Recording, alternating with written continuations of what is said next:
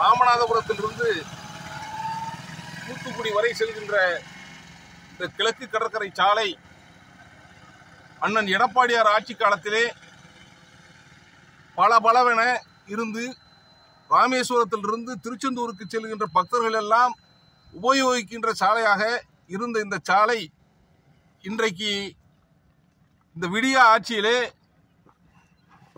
பழுதாகி போனதோடு மட்டுமல்லாமல் போக்குவரத்துக்கு லாயக்கற்ற சாலையாக இந்த சாலை விளங்கி கொண்டிருக்கின்றது. இன்னும் சொல்ல போனால் கடந்த ஆண்டு டிசம்பர் மாதம் பெய்த மழையில்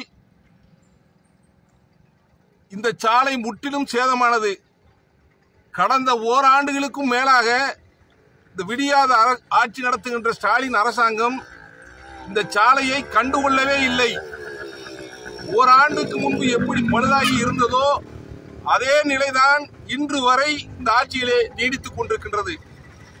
இன்று பெய்த மழையினால் இந்த சாலை ஏற்கனவே போக்குவரத்துக்கு லாயக்கற்ற சாலையாக ஓராண்டுகளுக்கு மேலாக இருந்தும் இன்றைக்கு நடந்து கூட போக முடியாத ஒரு சூழ்நிலையில் இந்த ஆட்சியினுடைய அவலட்சணமான ஆட்சியில் விளங்கி கொண்டிருக்கின்றது.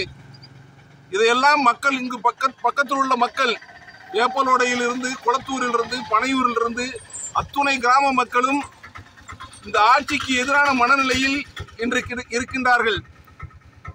இந்த ஆட்சி இந்த சாலையை உடனடியாக சரி செய்து போக்குவரத்திற்கு பயன்படும் வகையில் பயன்படுத்த உடனடியாக நடவடிக்கை எடுக்க வேண்டும்.